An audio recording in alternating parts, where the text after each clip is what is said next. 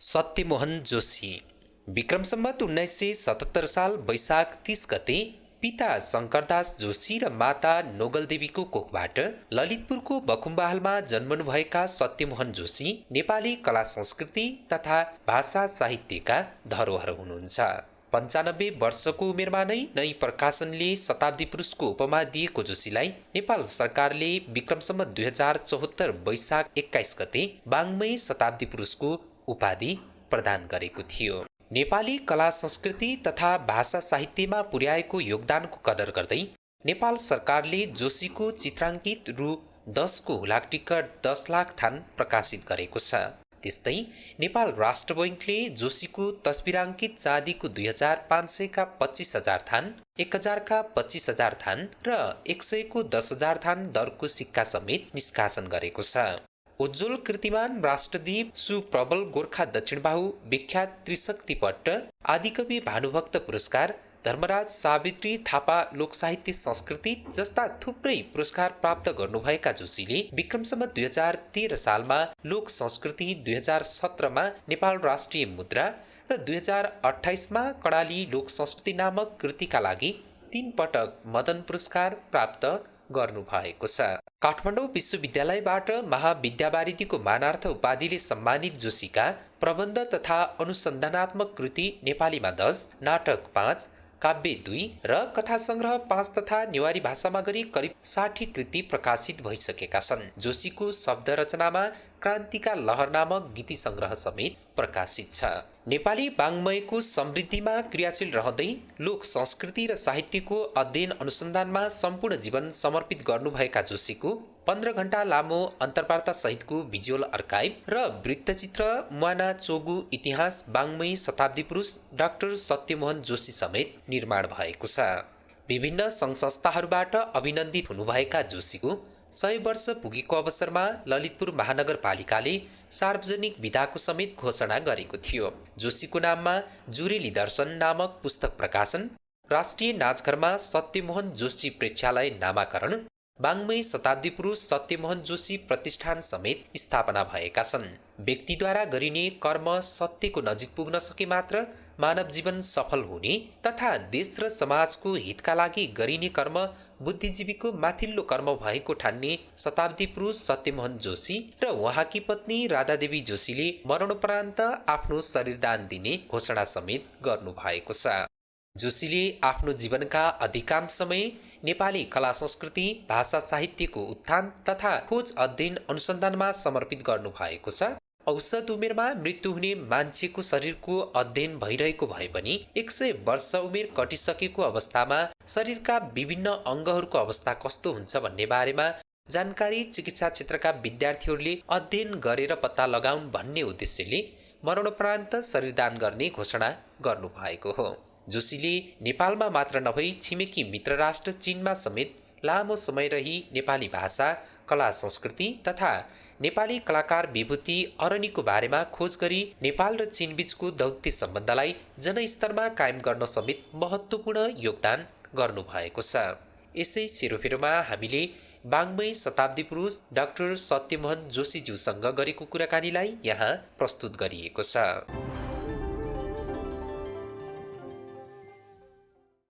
बुवा, तपाईँले चीनमा अध्ययन गराउनु भएको, पढाउनु भएको, नेपाली भाषा पढाउनु भएको विद्यार्थीहरूको तपाईँलाई सुस्वास्थ्य अनि दीर्घायुको कामना गर्दै तपाईँलाई शुभकामना सन्देश पठाउनु भएको छ। हामी सबैभन्दा पहिले त्यो सुनाउँछौँ है त बुवा?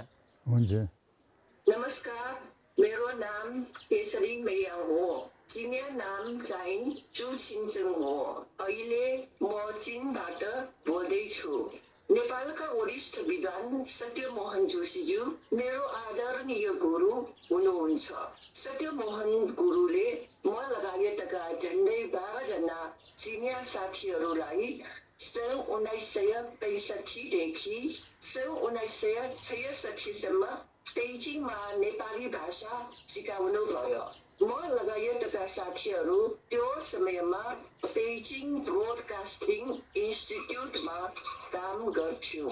त्यति बेलाका मेरा साथीहरूमा पुष्पलाल लिफुङ, रामहरि तिवारी, लिउ होङस्याङ, मुकुन्द शर्मा सुहाव, चन्द्रबहादुर चौहोङपो, कुसुमलता चौचाउजुङ, प्रेमलता ज्याजे, लिछिङ, सन्तु वाङसुचन, दुर्गा देवी, तारा देवी, मीरा, सुशिला जस्ता साथीहरू हुनुहुन्थ्यो।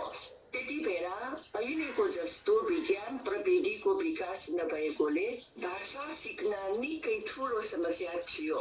त्यसमा पनि हामी चिनिया मानिसहरूको भाषाको लवज र नेपाली भाषाको लवज मिल्ने कुरै थिएन।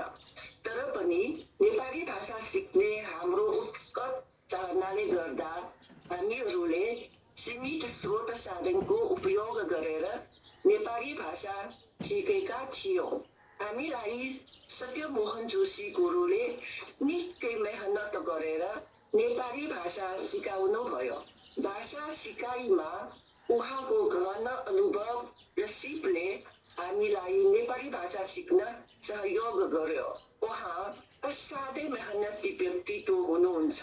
साथै उहाँ भाषा र संस्कृति विषयका कहलिएका विद्वान पनि हुनुहुन्छ। चीनको राजधानी पेइचिङ बस्दा सत्यमोहन गुरुले उहाँमा विद्यमान रहेको अपार ज्ञान र समृद्ध अनुभव हामीहरूलाई बाँडेर गहिरो ढङ्गबाट नेपाली भाषा सिकाउनु भयो। हामी उहाँप्रति सदा आभारी रहनेछौँ। हामीलाई भाषा सिकाउने क्रममा उहाँले प्रशस्त मात्रामा नेपाली भाषाको शिक्षण सामग्री तयार गर्नुभएको थियो। ती शिक्षण सामग्रीहरूमा नेपाली कविता, नेपाली शब्द सङ्ग्रह, व्याकरणको नियम आदि थिए। त्यति मात्र कहाँ हो र, उहाँले हामीलाई पारिवारिक वातावरणमा नेपाली लोकगीत र नेपाली भाषामै चिनिया गीत गाउन पनि सिकाउनु भयो। सत्यमोहन गुरुले सिकाउनु भएका यी रमाइला दिनहरूको सम्झना मेरो मानस पटलमा ताजा भएर अहिले पनि रहिरहेको छ। हामीले हाम्रा आदरणीय गुरु सत्यमोहन जोशीलाई नदेखेको पनि वर्षौं भइसकेको छ। भौतिक रूपमा हामी धेरै टाढा छौँ, तर जति नै टाढा भए पनि हामी अहिले पनि उहाँलाई असाध्यै सम्मान र माया गर्छौँ। उहाँलाई हामी कहिल्यै पनि बिर्सन सक्दैनौँ। सत्यमोहन गुरुले चीन र नेपाल बीचको सांस्कृतिक आदान प्रदानलाई प्रवर्धन गर्न महत्त्वपूर्ण भूमिका निर्वाह गर्नुभएको छ। यति बेला उहाँको उमेर 100 वर्षभन्दा धेरै भइसकेको छ, तर पनि उहाँमा एक युवकमा जस्तै उत्साह र जाँगर छ। मैले सुने अनुसार उहाँ अहिले पनि चीन र नेपालको सम्बन्धलाई जनस्तरमा पुर्याउन निरन्तर काम गरिरहनु भएको छ। यो कति खुसी अनि गर्वको कुरो हो नि। हामी सबै उहाँका चिनिया विद्यार्थीहरू र मेरो तर्फबाट सत्यमोहन गुरुको सुस्वास्थ्य, दीर्घायु र सुखमय जीवनको लागि हार्दिक शुभकामना व्यक्त गर्छु। मेरो नेपाली नाम चाहिँ रामहरि तिवारी हो। म चिनिया नागरिक हुँ। चिनिया नाम लिउ होङस्याङ हो। अहिले म चीनको राजधानी पेइचिङबाट बोल्दैछु। नेपालको वरिष्ठ विद्वान तथा संस्कृतिविद सत्यमोहन जोशीजी मेरा आदरणीय गुरु हुनुहुन्छ। सत्यमोहन जोशीले म लगायतका झन्डै 1 दर्जन साथीहरूलाई सन् 1965 देखि 1966 सम्म पेइचिङमा नेपाली भाषा सिकाउनु भएको हो। त्यति बेला मेरो उमेर 20 वर्ष जति मात्र थियो।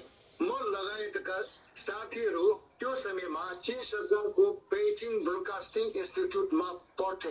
त्यति बेलाका मेरा सहपाठीहरूमा सुहाव, चौचाउजुन, कुसुमलता, केशरमैया, इफोङ, पुष्पलाल, लिछिङ, च्याचे, प्रेमलता, चौहोङपो, चन्द्रबहादुर, वाङसुचन जस्ता साथीहरू हुनुहुन्थ्यो।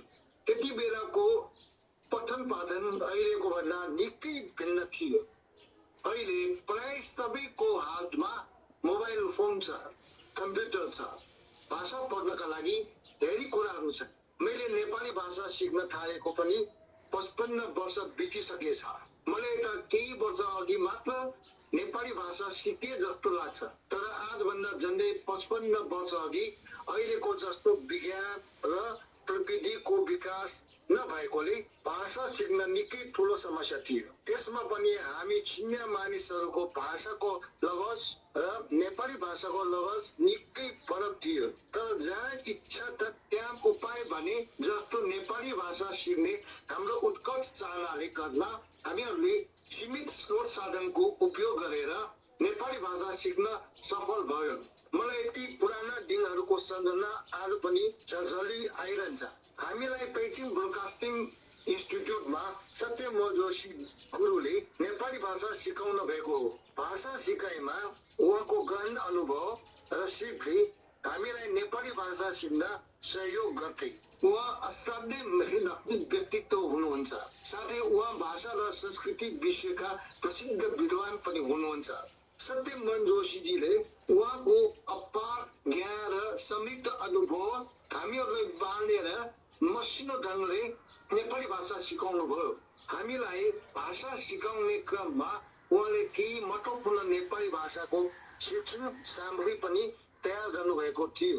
हामीलाई उहाँले नेपाली कविता, नेपाली शब्द सङ्ग्रह, व्याकरणको नियम जस्ता कुराहरू राम्ररी सिकाउनु भयो। अर्को कुरा के हो भने उहाँले हामीहरूलाई निकै मायालु वातावरणमा नेपाली लोकगीत र नेपाली भाषामै चिन्या गीत गाउन पनि सिकाउनु भयो। म सत्यम जोशी गुरुप्रति हार्दिक आभार व्यक्त गर्दछु। मैले प्राप्त गरेको जानकारी अनुसार सत्यम जोशीज्यू अहिले 102 वर्ष पुग्नुभयो। अहिले उहाँलाई नेपालमा शताब्दी पुरुष भनेर सम्मान अनि सम्बोधन गरिन्छ। त्यस्ता महान व्यक्तिको विद्यार्थी हुन पाउनु मेरा लागि सौभाग्यको कुरा हो। साथै नेपाल चीन मैत्रीको विकासमा लागिरहने उहाँको क्रियाशीलता हामी सबैको लागि गौरवको कुरो हो। सत्यम जोशी गुरुले चीन र नेपाल बीचको सांस्कृतिक आदान प्रदानलाई प्रवर्धन गर्न महत्त्वपूर्ण भूमिका निर्वाह गर्नुभएको छ। उहाँ चिनिया जनताका असल मित्र र मेरा आदरणीय गुरु हुनुहुन्छ। भौतिक रूपमा म पेइचिङमा छु, सत्यम जोशी गुरु काठमाडौँमा हुनुहुन्छ। तर जति नै टाढा भए पनि हामी अहिले पनि उहाँलाई असाध्यै सम्मान र माया गर्छौँ। उहाँलाई हामी कहिले पनि बिर्सन सक्दैनौँ। हामी सबै चिनिया विद्यार्थीहरू र मेरा तर्फबाट सत्यम जोशी गुरुको सुस्वास्थ्य, दीर्घायु र सुखमय जीवनको लागि हार्दिक मङ्गलमय शुभकामना व्यक्त गर्दछु। बुवा, यहाँले सुनिसक्नुभयो, तपाईँले पढाउनु भएको विद्यार्थीहरू, चिनिया विद्यार्थीहरू जसलाई नेपाली पढाउनु भयो। त्यति मात्र भएन, नेपालका भाषा, कला, संस्कृतिहरूको बारेमा ज्ञान दिनुभयो र उहाँहरूले विद्यार्थीको मात्र नभएर त्यो सम्पूर्ण चिनिया जनताको र चिनको र नेपाल बिचको त्यो सम्बन्धलाई तपाईँले स्थापित गर्नुभयो। अहिले कसरी सम्झिनुहुन्छ ती विद्यार्थीहरूलाई र त्यो चिनलाई? खै अब के भन्नु, अब जे जति त्यो बेलाका कुराहरू यी दुईजना विद्यार्थीहरूले अहिले मप्रति माया गरेर, सम्झना गरेर जुन कुरो उहाँहरूले सन्देशको रूपमा मलाई यहाँ पठाइदिनु भयो होइन। त्यस हुँदाखेरि मलाई चाहिँ अब त्यो बेलाको झनै उनीहरूले भने नि 50-55 60 वर्ष अगाडिको कुरो हो, झलझली आउँछ। त्यो बेलाका कठिनाइहरू, त्यो बेलाका अनेक समस्याहरूको बावजुद पनि नेपाली भाषा चिनिया विद्यार्थीहरूलाई सिकाउन पाउनु मेरो निम्ति ठुलो सौभाग्यको कुरो हो। र उनीहरूले अहिले पनि त्यत्तिकै उसमा राम्रो बोलिराख्नु भएको छ। आफ्नो विचार नेपाली भाषाको माध्यमबाट व्यक्त गरिरहनु भएको छ। त्यो नै सबभन्दा ठुलो एउटा सम्झनाको रूपमा त्यो बेलाको यादगार झलझली हुँदाखेरि मलाई चाहिँ अपार हर्ष चाहिँ भएको छ। तर एउटै कुरो के भने अब यी कुरालाई मैले जे जति आफ्नो दिने कुरो एउटा राष्ट्रकै निम्ति एउटा छिमेकी राष्ट्रकै निम्ति नेपाल र चिनकै प्राचीन कालदेखिको सांस्कृतिक सम्बन्धलाई अथवा मित्रतालाई अथवा समझदारीलाई अथवा अनेक किसिमको दौत्य सम्बन्ध पनि हुन्छ जे जति हुन्छ त्यसको निमित्त एउटा अब चिन पुगेको एकजना शिक्षकको हैसियतले प्रशिक्षकको हैसियतले त्यसपछि तपाईँको जे जति मैले विद्यार्थीहरूलाई सिकाउने मात्रै होइन कि त्यसको अलावा पनि धेरै काम गरे जस्तो लाग्छ। जुन कुरो यति बेला चिन नपुगेको को हो र त्यो बेलाका तत्कालीन राजा महाराजा धेरैहरू श्री पाँचहरूदेखि लिएर प्रधानमन्त्रीहरू थुप्रै मन्त्रीहरू खेलाडीहरू शिक्षकहरू प्रोफेसरहरू अनेक किसिमको कलाकारहरू लेखकहरू थुप्रै चाहिँ चाइनामा गएर कति विद्यार्थीहरूले उहीँ शिक्षा पढे लेखे ठुल्ठुलो विद्वान भएर आए डाक्टर भएर आए इन्जिनियर भएर आए सारा गरे होइन। तर मलाई गौरव छ म पनि चाइना पुगेको हुँ। मैले चिनिया विद्यार्थीहरूलाई मात्रै नेपाली भाषा सिकाउनमा गौरव होइन कि उनीहरूले सिके उनीहरूले जाने उनीहरूले चाइना रेडियोको निम्ति योगदान दिए त्यो आफ्नो ठाउँमा छ त्यो आफ्नो एउटा पेसाको रूपमा गरेको छ। तर मैले चाहिँ त्यहाँ गएर सबभन्दा ठुलो काम गरेको के हो भने मलाई लागेको नेपाल र चिनको त्यो पठन पाठनको कुरा चाहिँ छोडौँ त्यो आफ्नो ठाउँमा छ। खास गरेर त्यो सांस्कृतिक सम्बन्धलाई अरू कसैले त्यो भन्दा भाषण शासन गऱ्यो भने त्यो अर्को कुरो हो। त्यो लिखित रूपमा साहित्यको रूपमा दस्तावेजको रूपमा चिरस्थायीको रूपमा परन्तुसम्मको निमित्तमा रिसर्च त अरू कसैले त्यस्तो गरेन। एउटा निरञ्जन तपाईँको भट्टराईले केही थोर गरेको हो तर अरूले चाहिँ त्यतिको गरेको जस्तो मलाई लाग्दैन। त्यो मलाई चाहिँ अब गौरव छ मैले तपाईँको त्यहाँ गएर पठन पाठनको निम्ति मात्र होइन कि त्यहाँ गएर 13औँ शताब्दीका नेपाली वास्तविक कलाकार अर्निकोको बारेमा जसले ऊ चाहिँ नेपालको सबभन्दा ठुलो पहिलो सांस्कृतिक राजदूतको रूपमा लिन्छु म। उनले चाहिँ तपाईँको त्यहाँ गएर नेपाल र चिनको बारेमा यति राम्रो बलियो सम्बन्ध जोडे त्यो हो उनले श्वेती चैत्य त्यो व्हाइट ड्यागोबा पाइथा त्यो तपाईँको त्यत्रो 8 वर्ष लगाएर त्यो चैत्य बनाए 8 वर्ष लगाएर त्यहाँको बिहार बनाए। त्यसको अतिरिक्त उनले चिनमा धेरै कुरा धेरै आफूले गरेको कुरा उनले त्यहाँ दिए। उनको चाइनाको इतिहासमा विदेशीहरूलाई स्थान छैन विदेशीहरूको त्यतिको उल्लेख छैन। तर तपाईँको युहान वंशको इतिहासमा 203 नम्बरको च्याप्टर हेर्नुभयो भने सम्पूर्ण जीवनी कृति योगदान सहयोग अर्निको बारेमा लेखिएको पाइन्छ। अर्निको त उहीँ मरेको हुनाले उहीँ उनको समाधि स्थलमा जहाँ उनलाई पोले जहाँ उनको उनलाई समाधिस्थ गरे त्यो ठाउँमा भएको कीर्ति स्तम्भमा फिनरल इन्स्क्रिप्सनहरू राखेर उनका ऐतिहासिक उनलाई महत्त्व दिएर उनलाई सम्मान पनि गरे सारा कुरा गरे। त्यो तरिकाले 13औँ शताब्दीमा नै चिन र नेपालले त्यति बलियो गरेको अर्निको त्यो अर्निकोको पथ उसले देखाएको बाटो उसले गरेर मैले पनि अर्निकोको बारेमा पनि रिसर्च गरेँ। यति रिसर्च गरेँ कि यहाँ आएर अर्निको व्हाइट ड्यागोबा ग्यालरी नै बनाएको छ किर्तिपुरमा। तपाईँले किर्तिपुरमा जानुभयो भने त्यहाँ चाहिँ तपाईँको किर्तिपुरमा एउटा ग्यालरी नै छ अर्निको ठुलो स्ट्याचु छ तपाईँको लाइफ साइजको। त्यो उनको पाएको जति मैले जति अध्ययन गरेँ जे रिसर्च मेटेरियल्सहरू अनेक किसिमको दस्तावेजहरू जे जति मैले त्यहाँको पत्ता लगाएँ त्यो चाहिँ मैले त्यहाँको डिमोन्स्ट्रेट गरिराखेको छु। त्यो हेर्न लागेको छ। सरकारले पनि त्यसलाई अलिकति मद्दत पनि गरेको छ। त्यो किर्तिपुरमा नेपाल भाषा एकाडेमीको ठुलो हलमा त्यो अहिले पनि छ। अहिले उनीहरूको रिपेयरिङ वर्क भइराखेको भएको हुनाले अलिकति यताउति कहीँ कति कमजोरी होला डिमोन्स्ट्रेसन गर्नमा नत्र पनि त्यो गरिराखेको छ।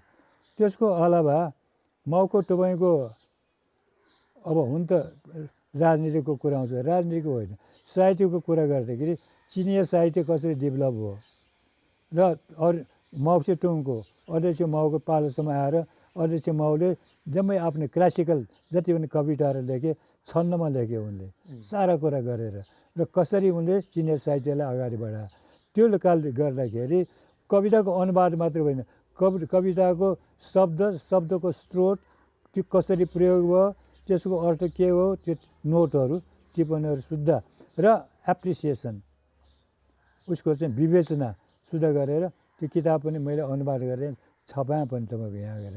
त्यत्रो तपाईँको साहित्यको तर्फबाट दुई देशको सांस्कृतिक सम्बन्ध मात्र होइन, साहित्यिक तर्फबाट पनि गरेको गरेको होइन। अब यो काम त मैले नगरेको होइन।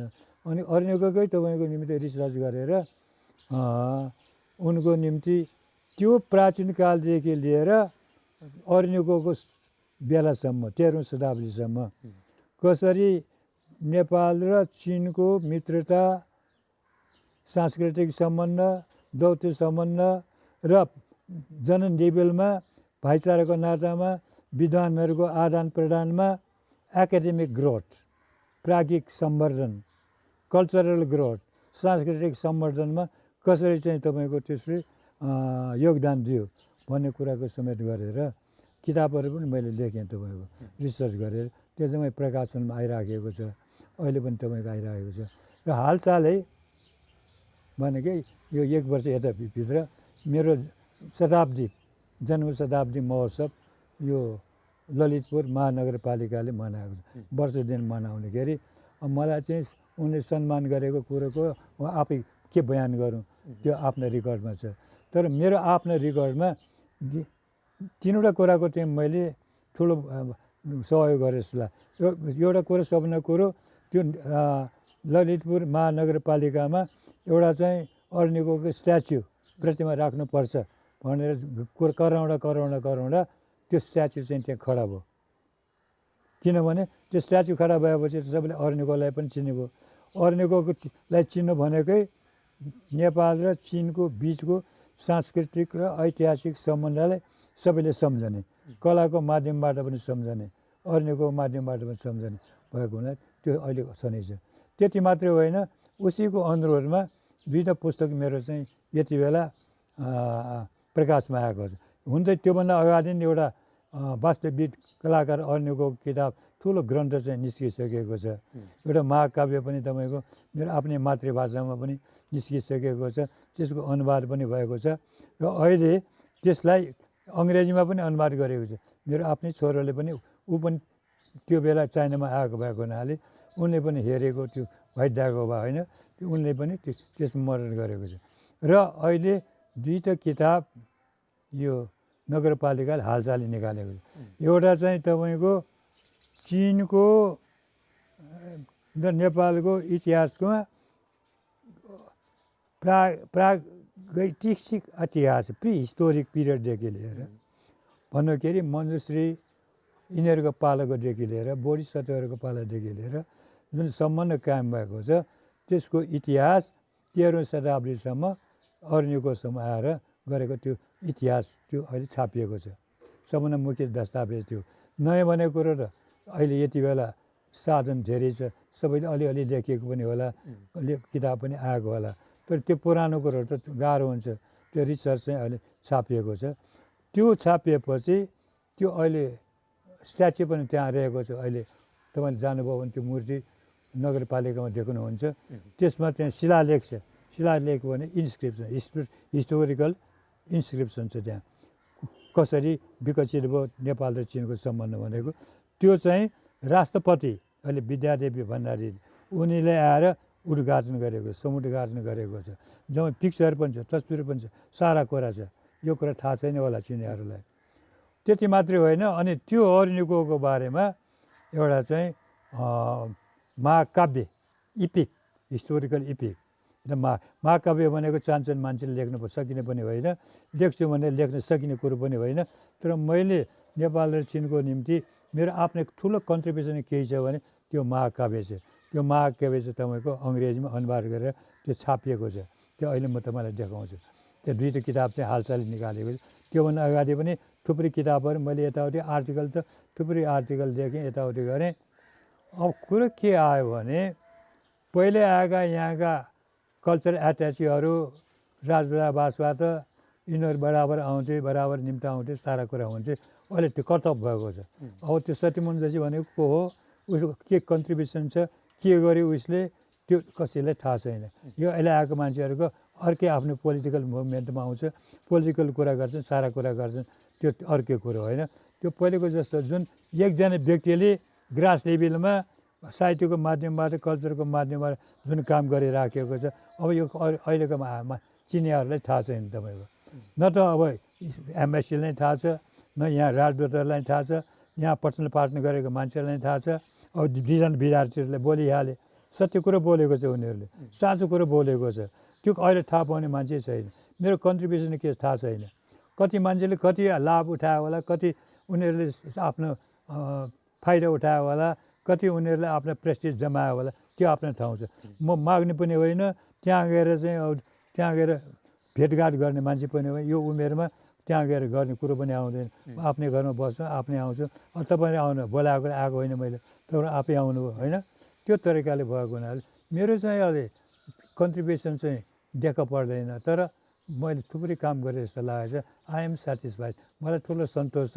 त्यो ठुलो तकमा पाउनुको निम्ति, पैसा कमाउनुको निम्ति, ठुलो नाम कमाउनुको निम्ति गरेको होइन। तर एउटा मैले आफूले सोचेको नेपाल र चिनको बारेमा जे जति गर्नुपर्छ, मेरो कृतिले बोल्छ। अब त्यो कृतिको चिनियामा मात्रै अनुवाद गरेको भए भने ज्यादै ठुलो काम हुन्थ्यो। उनीहरू थाहै छैन, पत्तै छैन के गरिरहेको छ भन्ने कुरो। मैले कुरो त्यो हो।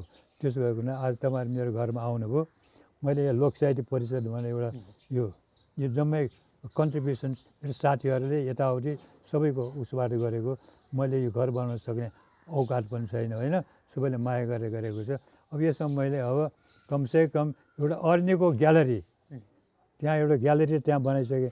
अब मेरो आफ्नै घरमा पनि एउटा अर्नीको ग्यालरी जस्तो गरेर एउटा कन्ट्रिब्युसन मैले चाइनामा के कन्ट्रिब्युसन गरेँ त्यो कुरालाई राखेर अब अन्तिम टाइममा यति गरेर जानु पायो भए पनि दुई देशको बिचमा, दुई देशको फ्रेन्डसिप, दुई देशको निम्ति ठुलो काम गरे जस्तो लाग्छ।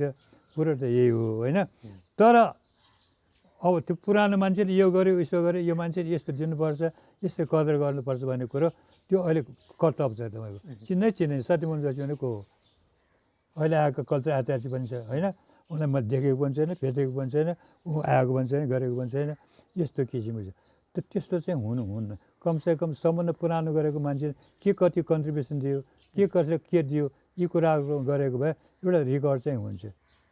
मेरो विचार त्यो एउटा रेकर्डमा जहिले पनि पुरानो कुराले सम्झना। जस्तो यो दुईजनाले होइन, रामहरि र अर्को चाहिँ तपाईँको केसरीले जुन कुरो चाहिँ मेरो बारेमा भन्यो, उनीहरूले सबै कुरो बोल, यिनीहरूले त्यो कन्ट्याक्ट गरिराखेको छ नि, एउटा रेकर्ड गर्छन्। यो कुरो चाहिँ परम्परा रहेको खण्डमा कल्चर आचार्यहरू यहाँ आउने मान्छेहरूलाई पनि हामी पनि सकेको मद्दत गर्छ नि त। कति कुरो हामी थाहा पाइरहेको छौँ होइन, उनीहरू थाहा पाउँदैन। उनीहरू बाहिरबाट थाहा पाउँछ, म त भित्रकोबाट थाहा पाउँछु नि। म त नेपाली हुने, नेपालको कुरो नेपाली थाहा हुन्छ नि, भित्री कुरो। त्यसो भएको हुना यो सम्पर्क पनि कायम भएको खण्डमा सिआरआई रेडियोकै तर्फबाट, कल्चरको तर्फबाट, जुनसुकै तर्फबाट पनि राम्रो हुन्छ जस्तो मलाई लागेको छ। अब तपाईँले आइहाल्नुभयो, म अब के भन्नु र। अरू मेरो कुनै गुनासो पनि छैन, कुनै किसिम ऊ पनि छैन। सकेको अहिले पनि काम गरिराखेको छ। अब यही वर्ष तपाईँको 2टा किताब निस्किएको छ। तपाईँ त्यति बेला जाँदै गर्दा, चिनमा जाँदै गर्दाखेरि अहिले चिन त विश्वको अर्थतन्त्रमा पहिलो स्थानमा आफूलाई स्थापित गर्दैछ। यो अवस्थामा तीव्र गतिमा विकास गरेको चिन, तपाईँ सुरुमा चिनमा पुग्दाखेरि त्यति बेलाको त्यो अवस्थाहरू कस्तो थियो, कस्तो सम्झनामा अहिले कस्तो दृश्यहरू आउँछ? खै अब मैले अहिले चिन देख्नु पाएको छैन होइन। अब जति जति गर्छु तपाईँको त्यो बेला तपाईँको चिनमा चाहिँ चिनिया रेडियो पनि बनाउन जानेको छैन।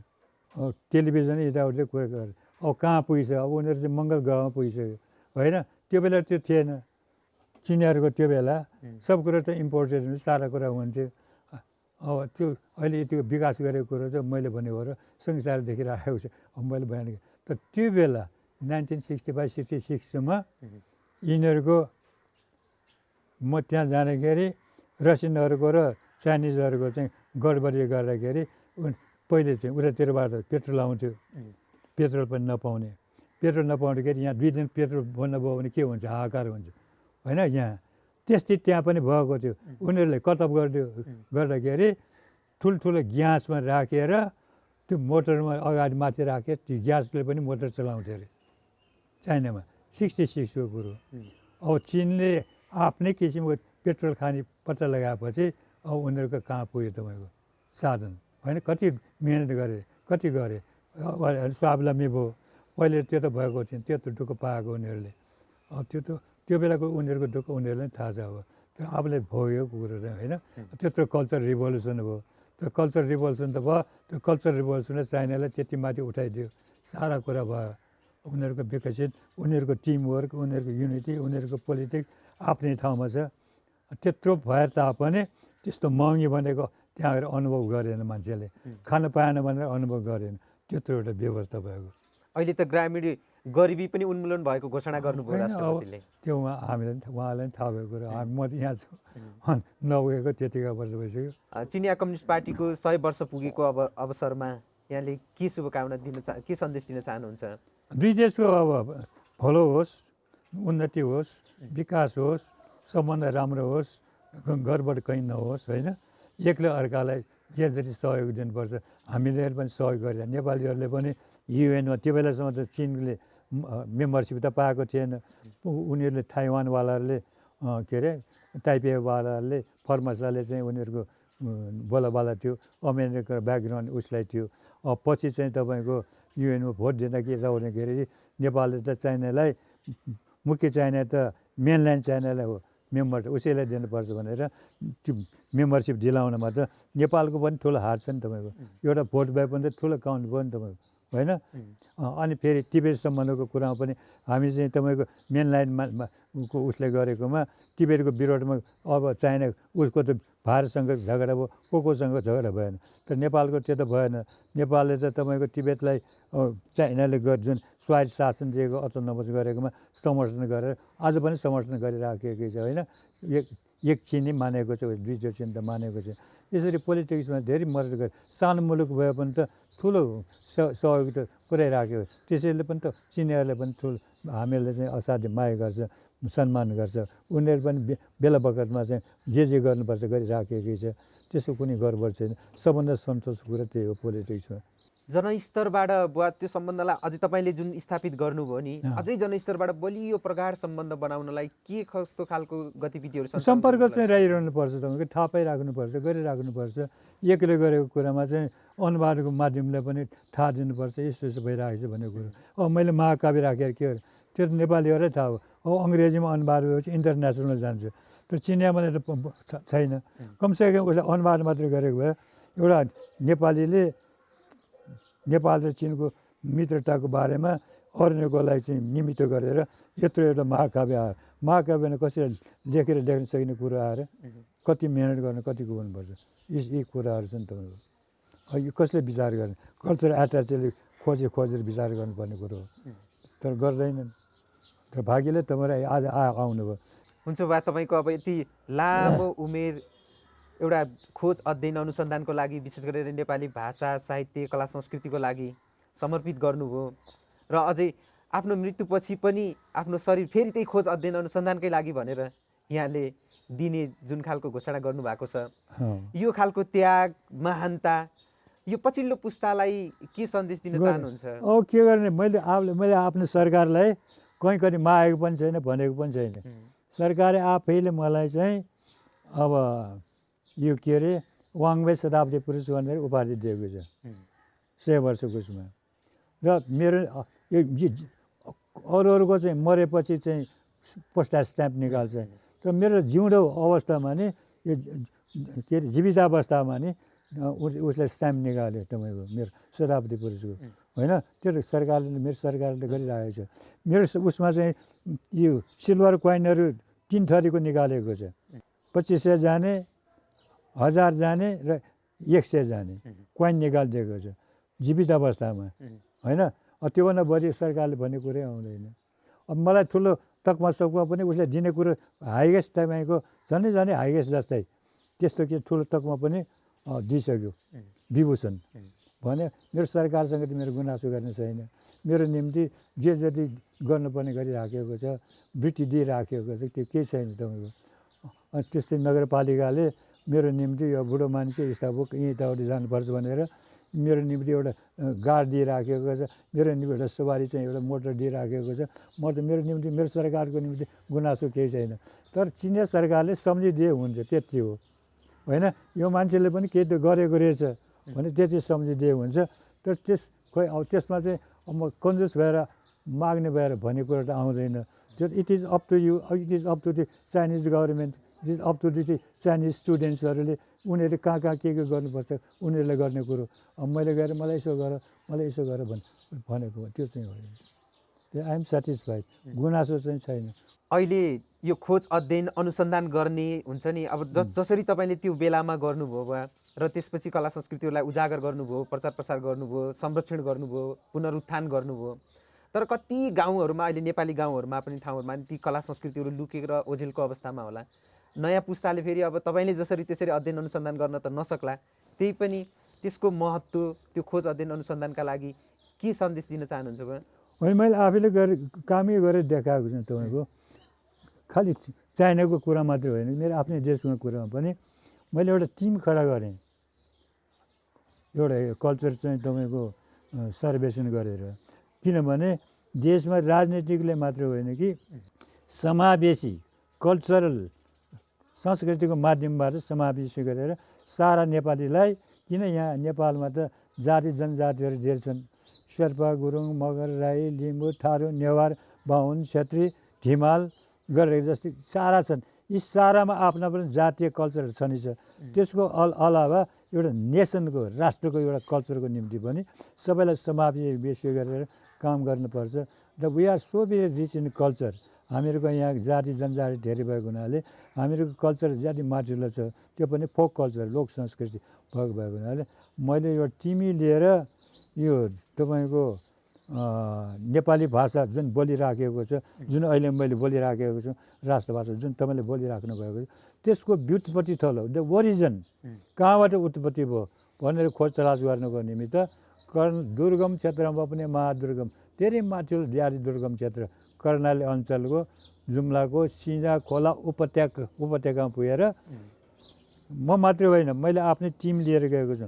कल्चरल एन्थ्रोपोलोजिस्ट, जियोग्राफर, लिङ्ग्विस्टिक र फोकलोरिस्ट र म आफै गरेर त्यहाँ चाहिँ महिनौ दिन बसेर त्यहाँको कल्चर रिपोर्ट आएर हरेकले एक भोल्युम आफ्नो आफ्नो विषयलाई कल्चरको बारेमा भनेर 5वटा भोल्युम यहाँ ल्याएपछि त्यो बेला त्यो वर्ष यो मदन पुरस्कार भनेको यहाँको सबभन्दा ठुलो पुरस्कार नेपालको, त्यो पुरस्कार त्यो बोलाएर 5 जनालाई मदन पुरस्कार दियो। त्यो काम पनि गरेँ। तपाईँ त एक्लो पुरुष हुनुहुन्छ जसले एक्लो मात्र होइन, त्यसमा टिमै लिएर गएको, 5 जना लिएर गएको। मैले त्यो कसको निम्ति गरेँ? नेपालको निम्ति गरेँ, आफ्नो देशको निम्ति पनि मैले काम गरेको थियो। त्यसैले मलाई चाहिँ त्यो त्यसै दिएर काठमाडौँ युनिभर्सिटीले यी घरमा आएर चाहिँ तिमीले तपाईँलाई हामी चाहिँ तपाईँको डिलेट दिन्छु, पिएचडी मात्रै होइन, डाइरेक्टर अफ के अरे डाक्टर अफ लिटरेचर दिन्छु भनेर डिलेट दियो। त्यो मैले मागेको त होइन, त्यो त्यही काम गरेको। त्यो जुम्लाको त्यो विकट क्षेत्रमा गएर काम गरिरहेको होइन। चाइनामा गएर काम गरेको त मैले केही पाएको छैन, त्यो कुरा छोड्नु। तर त्यहाँ गएको त दियो नि तपाईँको युनिभर्सिटीले पनि रिकगनाइज गरे। तपाईँले लमजुङ तनहुँतिरको त्यो त पहिले गरेर सुरु गरेको, तिमीहरू आफ्नै गरेको। मैले काम गरेको त के खायो रेलीमा, के लायो होला मेरो माया रेलीमा बनेको जुरेली चरीले। यो तपाईँको गीत सुनेपछि मलाई लाग्यो कि चेली किस जस्ता ठुल्ठुला संसारका ठुल्ठुला कविहरूले पनि त्यो अभिव्यक्त गर्न नसकेको कुरा गाउँघरमा अपठित अशिक्षित मान्छेहरूले गीत गाइराखेको छ। मैले त्यो सम्झना गरेर मैले गीत सङ्कलन गरेको। मेरो आफ्नो गीत त होइन, त्यो जम्मै मैले सङ्कलन गरेको। त्यसैलाई एउटा ग्रन्थ बनाएर किताब निकालेको मात्रै हो। त्यो काम त गरेँ नि। जीवन जिउने दर्शन पनि सिक्नुभयो नि है बुवा त्यो चराबाट, जुरेली चराबाट। अहिले तपाईँको सांस्कृतिक संस्थानमा गयो भने तपाईँले एउटा किताब किन्नु पाउनुहुन्छ, जुरेली चरी, जुरेली दर्शन भन्छ उसले। त्यो मेरो जीवन हो। त्यो त्यहाँ अहिले पाइन्छ, किताबै पाइन्छ, उसले छपाएको छ। र मैले कल्चर सम्बन्धी काम गरेको भएको हुनाले सत्यमोहन जोशी प्रेक्षालय भनेर यो त ठुल्ठुलो अक्षरले भित्र लेखिराखेको छ घरमा। तपाईँले नै हो नि त्यसको सुरुवात गर्नुभएको? सुरुवात गरेको त्यो बेला आफूले गरेको काम चाहिँ गरियो, नगरेको चाहिँ होइन। खालि चाइनामा मात्र गरेको होइन, यहाँ अवस्था पनि गरेँ, अहिले पनि गरिराखेको छ। त्यस चुप्लाएर बसिराखेको छैन, गर्नेले गरिरहेको छ। मैले गर भनेर बिन्ती गरेको छैन, तर उहाँहरूले गरेर मेरो आफ्नो यहाँको पनि लागिरहेको गरिरहेको छ। केही दिन अगाडि मात्रै फेरि एउटा ग्रुपले मेरो चाहिँ लाइफ बायोग्राफीको स्केचको डकुमेन्ट्री फिल्म देखाएको थियो तपाईँको अहिले युट्युबमा राखेको छ अब यो गरेको छ अर्कै कुरो काम त यही हो के गरिनु पर्छ त्यो छ तर जे होस् चिनमा बसेका यी सम्झनाहरू अब तपाईँहरू आइदिनु भयो झलझलै हुन्छ होइन दुःख पनि पाइयो होला यताउति भयो होला तर धेरै कुरा जानियो होला चिनियो जीवनबाट पनि धेरै कुरा थाहा भयो होला होइन तर तिनीहरूको सबभन्दा प्रभाव परेको चाहिँ तिनवटा कथा जुन कथा अब उहाँहरू आजभोलि पाठ गर्छ गरेर थाहा छैन त्यो बेला माउसेतुङदेखि लिएर साधारण कृषक र ज्यामीले पनि त्यो किताब पढेर पढ्नै पर्ने उनीहरूको महामन्त्र तिनवटा मन्त्र छ serve the people that is one story number 1 serve the people अहिले पढ्नुहुन्छ तपाईँहरू होइन the wise policeman who remove the mountain पहाडको ठुम्कोलाई हटाउने बुढोमा अर्को कुरो इन्टरनेसनल स्पिरिटको ल्याउनुको निम्ति इन मेमोरी अफ डाक्टर नर्म्यान बेथुन थुन्छ त्यो तिनवटा कथा कन्थे गर्नु पर्यो उनीहरूको मन्त्र भनौँ कि महावाक्य भनौँ कि त्यसले उनीहरूको जीवन गरेको यो भित्री कुरो अरूलाई थाहा हुँदैन हामीले चाहिँ कथा त के गर्छ भनेर त्यो कथा त्यति बोल्यो कथा सर्भ द पिपल जनताको सेवै गर्नुपर्ने त्यो सर्भ पिपलमा रोटरियनहरूले सर्भिस एबभ सेल्फ भन्छ कुरो उही हो उनीहरूले पनि रोटरियनहरूको पनि ठुलो संस्था छ नि त संसारमा सबभन्दा ठुलो रोटरी उनीहरूको पनि रोटरी इन्टरनेसनल छ है उनीहरूको थिमै त्यो हो कि सर्भिस एबभ सेल्फ र चाइनाको त्यो सर्भिस पिपल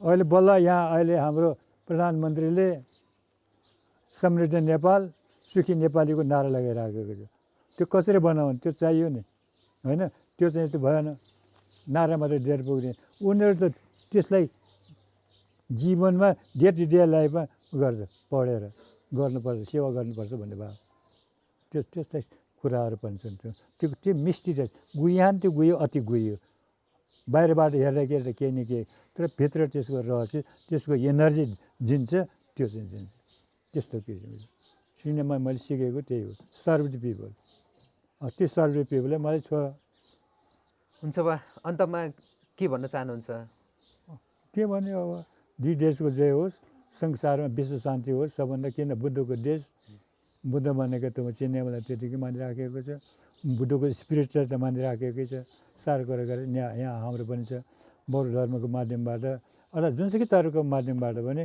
संसारमा सबैको भलो भने प्राणी मात्रको भलो भने राम्रो हुन्छ अरू कुरा के गर्ने आफू मात्रै स्वार्थ हुन्छ आफूले मात्रै गऱ्यो भने त सबैको भलो हुन्छ अझ खास गरेर दुई देशको बिचमा मित्रता फ्रेन्डसिप ब्रदरहुड जे भन्नुहोस् न कल्चरल टाइज राम्रो होस् भनेर भन्छु